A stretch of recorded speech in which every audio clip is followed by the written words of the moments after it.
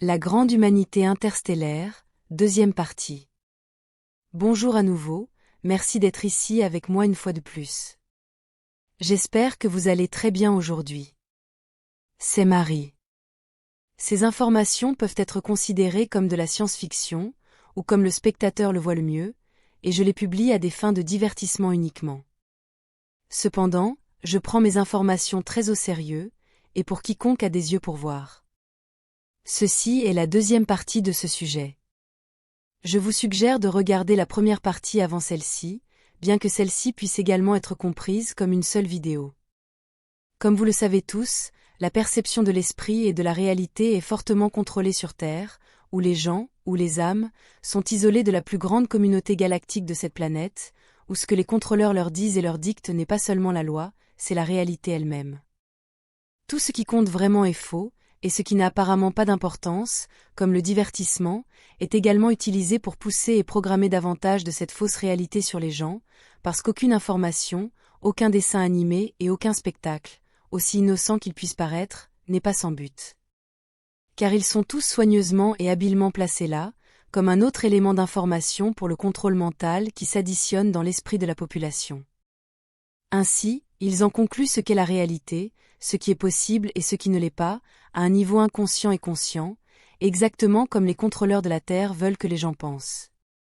Cela dure depuis des milliers d'années, bien qu'en tant que tel et tel que nous le connaissons aujourd'hui, cela date d'environ 200 ans, quelque part aux alentours de la première moitié du XIXe siècle, au milieu des années 1800, lorsque la dernière réinitialisation sociale aurait eu lieu. Je pourrais continuer à en parler, mais je m'écarterai du sujet initial. Je sais que tout cela est une grande déclaration, mais je maintiens mes propos. Tout ce que je viens de dire ci-dessus a un impact direct sur l'idée que la population générale de la Terre se fait de la vie dans l'espace, ailleurs dans la galaxie et au-delà, ainsi que de l'origine de l'humanité, de ce qui est réel et possible, et de ce qui ne l'est pas. Comme la population générale n'a accès à aucune information en dehors de ce que les contrôleurs veulent leur donner, elle ne peut pas avoir le cadre mental, le contexte nécessaire pour même commencer à comprendre d'autres réalités, d'autres idées, et d'autres explications alternatives pour toutes les questions existentielles, y compris la véritable origine de l'humanité. Pire encore, ils préfèrent que les choses soient digérées pour eux, ils aiment qu'on leur donne l'information pour qu'ils n'aient pas à y réfléchir, et ils se sentent à l'aise dans leur illusion de connaître la réalité, et tout le reste, simplement parce qu'ils suivent ce qui est socialement acceptable, ce qui leur a été imposé par les contrôleurs de la matrice sur Terre. Comme ils répètent simplement ce qui leur a été enseigné à l'école et dans les médias, ils adoptent cette réalité comme base de leur vie, à partir de laquelle ils peuvent commencer à travailler sur ce qu'ils veulent vraiment, et ce qui les préoccupe vraiment, à savoir la survie dans la rat race, course à la réussite pour l'argent, le statut social et le pouvoir dans cette matrice terrestre.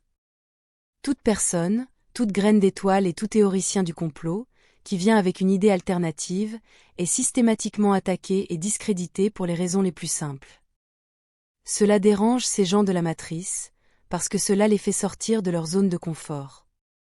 Ils n'ont tout simplement pas le temps, la motivation ou l'énergie mentale de penser à autre chose qu'à ce qu'ils croient déjà être la réalité, et ils considèrent également les idées alternatives comme une menace pour leur intégrité et leur estime de soi. Cela signifie que même les idées les plus simples et les faits les plus simples, faciles à comprendre d'un point de vue plus large, deviennent impossibles à accepter par ce groupe de personnes. Ce point de vue élargi est celui qui a accès à d'autres types d'informations et aux preuves qui soutiennent tout cela. Et le fait auquel je fais référence cette fois-ci est qu'il y a plus d'humanité dans l'espace, il y en a beaucoup plus en dehors de la Terre. Je veux dire et demande, est-ce si difficile à comprendre ? L'affirmation selon laquelle l'humanité, en tant que telle, n'existe que sur Terre, est aussi absurde pour moi et pour toutes les autres cultures humaines interstellaires, que n'importe quelle personne matricielle sur Terre, affirmant que l'humanité n'existe que sur une petite île, et non sur l'ensemble de la planète Terre. Pour moi et pour les humains interstellaires, également appelés lyriens, cette idée que l'humanité n'existe que sur Terre et qu'elle y a été créée par intervention divine, par génie génétique par les dieux sumériens ou par qui que ce soit, ou par l'évolution darwiniste, est tout simplement ridicule, parce que nous regardons simplement autour de nous et nous nous voyons si nombreux ici.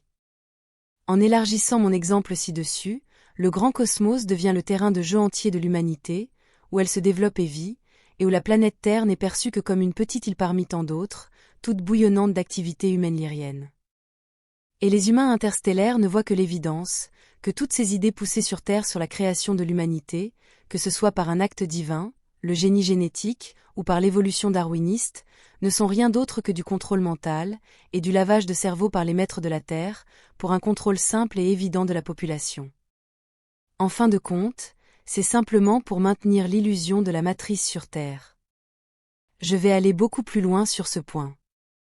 La raison pour laquelle nous sommes tous des humains, la raison pour laquelle nous appartenons tous à la famille génétique lyrienne, c'est à cause de notre parenté, parce que nous avons tous des perceptions similaires de la réalité à travers nos 5 ou 6 sens, à cause d'accords prénataux dans les plans astraux supérieurs, et parce que nos âmes ont une vibration similaire, et ont une affinité avec ces corps humains lyriens.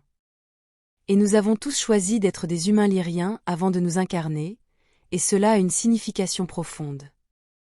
De même qu'il existe un inconscient collectif sur la Terre, comme sur toute autre planète, ou même des inconscients plus petits au sein de communautés de personnes, isolées ou non de la population générale, et simplement parce qu'il s'agit d'amis partageant les mêmes idées, il existe un inconscient collectif humain lyrien plus grand, qui appartient à toute l'espèce, indépendamment de l'endroit où elle se trouve et de la distance qui la sépare. C'est du côté des esprits, de l'éther, de l'astral, ou quel que soit le nom qu'on lui donne, que se produit la télépathie et que nous sommes tous connectés. Nous partageons tous nos pensées et nos émotions dans une soupe télépathique, que cela nous plaise ou non, et même si nous le nions, car sur Terre, on est toujours si enclin à nier les choses de l'esprit.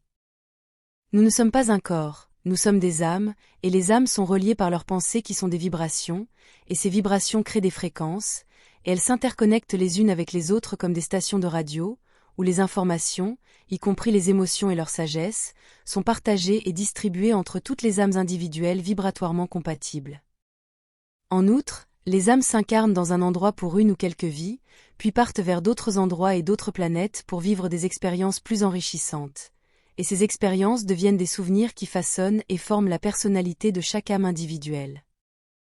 Les gens n'ont pas besoin de se souvenir consciemment de leur vie antérieure, pour que celle-ci définisse qui ils sont aujourd'hui et ce qu'ils font, car le voile de l'oubli n'est que superficiel, et c'est une autre illusion, aussi simple et aussi fragile que de ne pas se souvenir d'un rêve, ou de ne pas se souvenir de sa vie éveillée pendant qu'on est endormi et qu'on rêve. Cela signifie que toutes les cultures interstellaires humaines lyriennes, indépendamment de l'endroit où elles se trouvent et de la distance qui les sépare, partagent les mêmes idées et le même cadre qui définit ce que signifie être humain. Du côté des esprits, de l'astral, de l'éther, la distance et le temps n'ont aucun sens, c'est pourquoi l'inconscient collectif de toute la grande humanité nous relie tous, toujours. Nous sommes un seul peuple et nous parcourons le cosmos. La Terre n'est qu'une petite île dans la vaste mer des eaux du dessus, du grand espace extra-atmosphérique. Une chaise est une chaise pour chacun d'entre nous, et le design d'une chaise est limité, car nous avons tous le même cul à poser dessus. Nous pensons de la même manière parce que nous nous ressemblons, et nous partageons nos idées, nos émotions et nos pensées par télépathie grâce à l'inconscient collectif. Nous exportons des idées, de la technologie, de l'art et tout ce qui fait de nous des êtres humains, partout et sur toutes les planètes où nous nous incarnons ou que nous visitons à bord d'un vaisseau spatial, et ce depuis la nuit des temps. Si l'on s'en tient à cette expression, pour les cultures interstellaires, le temps n'a ni commencement ni fin. Les portes sont des portes, dont les poignées sont adaptées à la main humaine, comme tout le reste. Il existe des différences culturelles importantes, certaines plus que d'autres, comme vous pouvez le voir sur la Terre elle-même, en étudiant les différentes tribus et groupes de personnes, mais l'essence même qui nous définit en tant qu'humains restera toujours là. Certaines cultures interstellaires seront plus similaires à celles de la Terre que d'autres, simplement en raison de l'affinité et de la proximité qu'elles ont avec les humains de la Terre. Les cultures interstellaires qui ont le plus visité la Terre, que ce soit en descendant d'un vaisseau spatial en tant que Step-Down ou en s'y incarnant en tant que Starseed, sont évidemment celles qui partagent le plus de choses. C'est le cas des Centauriens, également appelés Alfratans, qui sont les plus proches des humains de la Terre en termes d'histoire et de culture, car ils sont des répliques presque exactes des humains, avec leurs qualités et leurs défauts, mais avec des capacités interstellaires. Mais ils sont loin d'être les seuls à avoir une forte parenté et de forts liens avec l'humanité. Même sur le plan historique, puisqu'ils sont intervenus dans l'histoire de la Terre d'innombrables fois auparavant. C'est le cas des Ngan ou des Tégéciens, qui se sont mêlés à l'humanité pendant des milliers d'années, c'est de là parmi d'innombrables autres civilisations d'humains de l'espace. J'ai remarqué que d'innombrables graines d'étoiles ne tiennent pas compte de leur identité et de leur réalité humaine, voire les méprisent, au profit de ce qu'on nomme l'identité stellaire. Je considère que cela fait partie de la programmation matricielle, visant à mépriser ce que vous êtes aujourd'hui, car elles alimentent des schémas de pensée malsains dans la population, afin qu'elles perdent leur identité, leur estime de soi et leur fierté, également à des fins de contrôle de la population. Rappelez-vous qu'ils veulent une population humaine aussi faible et confuse que possible. Je comprends qu'il est difficile de vivre sur Terre, l'endroit connu comme le plus difficile où s'incarner, et c'est voulu, comme vous le savez tous, mais cela ne veut pas dire que la vie n'est pas difficile ailleurs dans le cosmos. En tant qu'humain de l'espace, elle peut être aussi difficile que sur Terre, de la même manière, et de manière différente aussi. Mais soyez assurés que vous retournerez là où vous appartenez vibratoirement, dans vos endroits et planètes préférés, où vous avez eu vos incarnations les plus heureuses. D'une manière ou d'une autre, vous serez de retour là où vous correspondez vibratoirement. C'est une certitude, car aucune âme ne peut jamais se perdre, car elles vont simplement là où elles correspondent vibratoirement, et les pensées sont des vibrations, alors surveillez vos pensées. Vous vous retrouvez sur Terre par choix, et vous y êtes contre votre vibration, parce que vous y êtes entré de force en utilisant la technologie ou votre pure intention. C'est pourquoi il est si difficile d'y être et d'y vivre, parce que cela demande de grands efforts d'être dans un endroit où vous ne correspondez pas, parce que votre vibration est très différente. Un starseed ou une graine d'étoile qui se trouve de force sur Terre, c'est comme tenir un bouchon de liège sous l'eau, il n'est sous la surface que parce qu'une main forte l'y maintient, quand la main disparaîtra, il remontera, et quand votre avatar humain cessera de fonctionner, vous remonterez à la surface, dans les lieux et sur les planètes où vous appartenez vraiment. C'est pour cela que mon groupe se comporte comme des humains, parce que nous sommes des humains de l'espace, mais nous sommes des gens comme vous. Pourquoi est-il si difficile de comprendre qu'il y a d'autres personnes comme vous, qui habitent, vivent et prospèrent parmi les étoiles? Ce sujet va se poursuivre, car il y a encore beaucoup à dire. Ce sera tout pour aujourd'hui.